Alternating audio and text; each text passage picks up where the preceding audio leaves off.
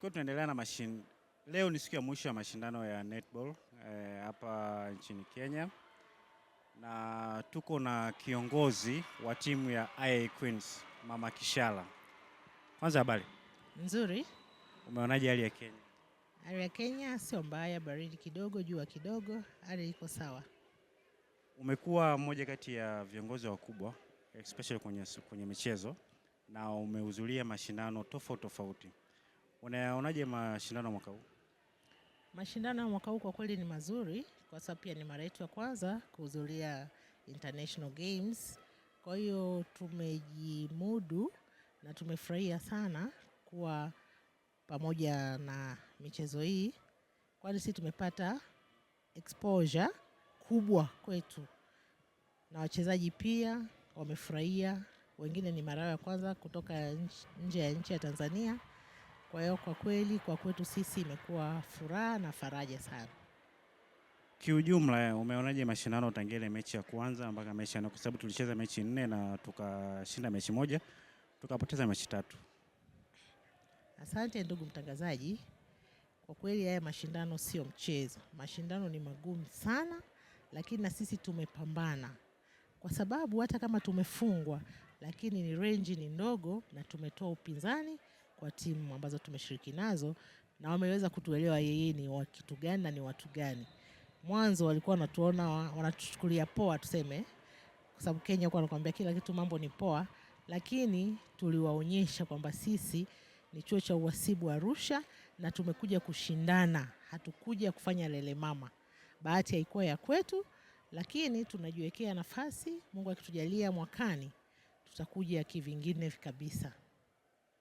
Na imani kuna mapungufu ambao umeyashuhudia kutoka kwenye timu yetu, na naamini kwa sababu uko kwenye sehemu ya uongozi utayafikisha kwenye ngazi za juu.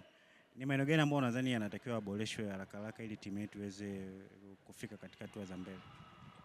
Asante ndugu mtangazaji. Maeneo makubwa ambayo ya kufanyia marekebisho, kwanza mazoezi. Tutajiandaa uandaji wa timu. Timu inatakiwa iandaliwe mapema na tuwe na watu wale ambao wataweza kutusaidia, kwa sababu uzuri wa hii timu ni ya kusajili.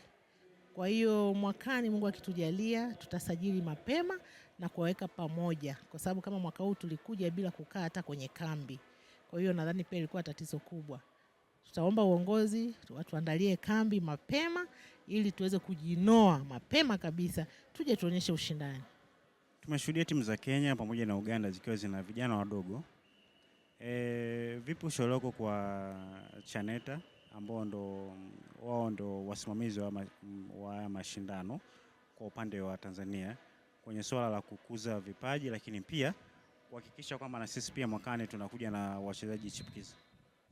Asante.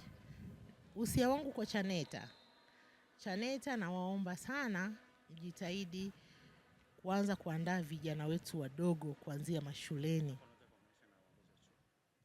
Uongozi pia wa chuo, kwa kuwa chuo chetu pia kina watoto wadogo, inatakiwa tuanze kuandaa timu kwa chipukizi, kwa sababu watu wengi sasa hivi kama timu yetu sasa hivi ina watu wengi watu wazima.